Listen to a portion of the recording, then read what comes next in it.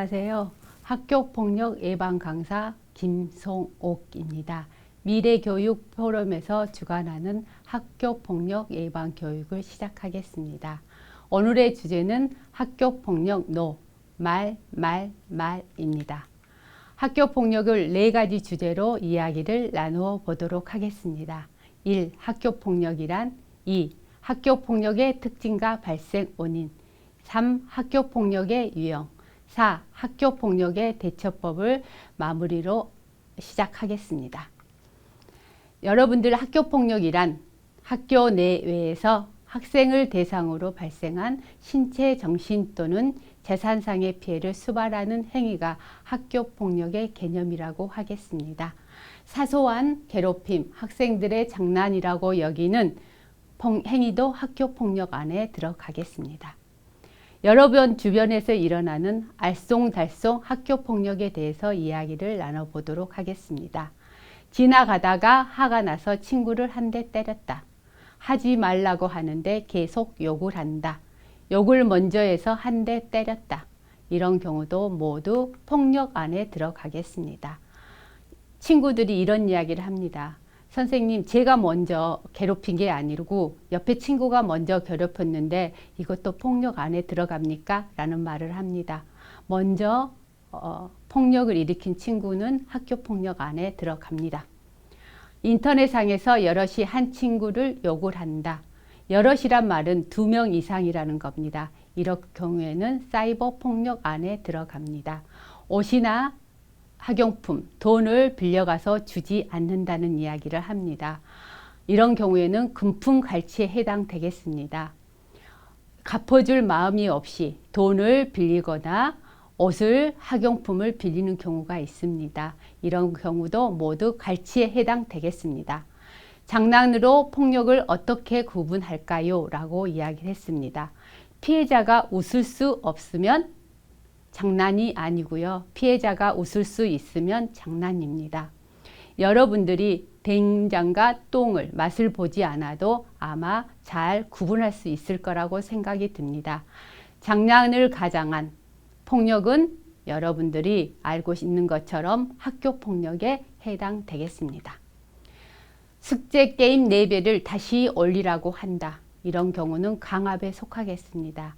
학교폭력을 일으키는 친구들을 보통 보면은 처음에는 1번 정도, 그리고 2번 정도라고 이야기하지만 점점 더 요구해서 강압적으로 친구들에게 폭력을 행사하는 경우가 발생하고 있는 것 같습니다. 같이 싸웠다는 이야기를 합니다. 이럴 경우에는 더 많이 다친 학생이 피해자로 폭력에 해당되겠습니다. 학교폭력의 특징과 발생 원인에 대해서 알아보겠습니다.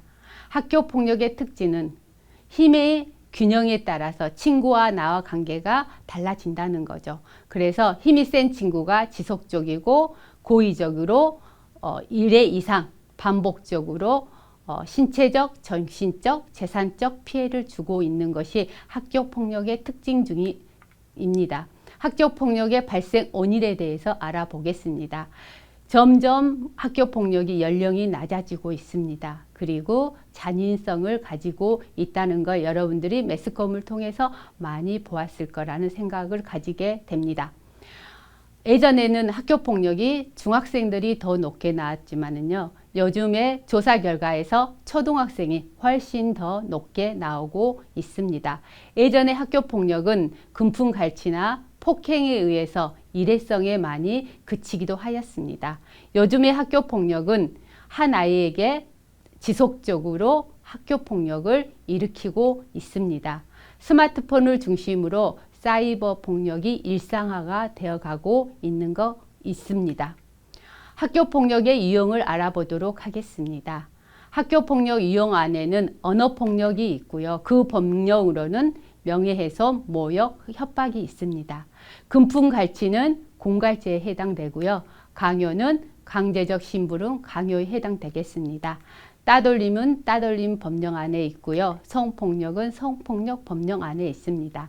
신체적 폭력은 상해, 그리고 중상해, 폭행, 특수폭행, 감금, 약취, 유인 등이 있습니다.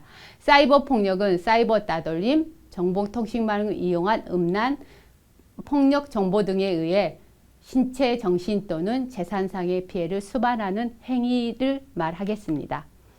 여러분들하고 같이 생각 나누기를 하여 보도록 하겠습니다. 우리 일상생활에서 친구들과 말로 유혹하는 협박 행위라든가 말을 걸어도 무시하고 면박을 주는 행위, 욕설을 하는 행위, 험담을 하는 행위, 조롱하거나 비웃는 행위, 모욕을 주는 행위가 여러분들 많이 일상생활에서 가지고 있습니다.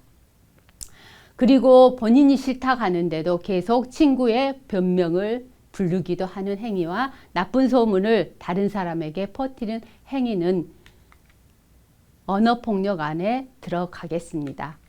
사례를 통해서 여러분들과 함께 이야기를 나눠보도록 하겠습니다. 요즘 친구 관계가 안 좋아서 미칠 것 같다는 이야기를 한 친구가 있습니다.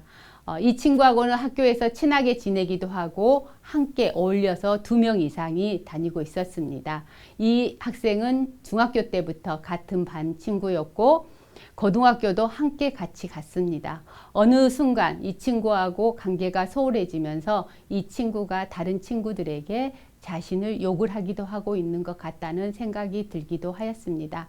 이 친구는 학교에서 왕따를 당할까 두렵기도 하고요. 그리고 하루가 시작이 너무너무 힘들다고 했습니다. 이런 경우에는 따돌림에 해당이 되겠습니다.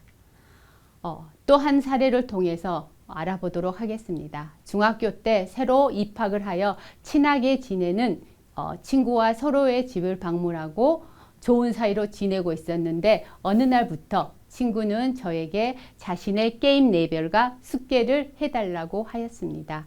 그리고 자신을 무시하기도 하고 물고문도 하기도 하였다고 합니다. 비밀번호를 알고 있어서 협박도 하기도 하고요. 집을 그냥 들어오기도 하였다고 합니다.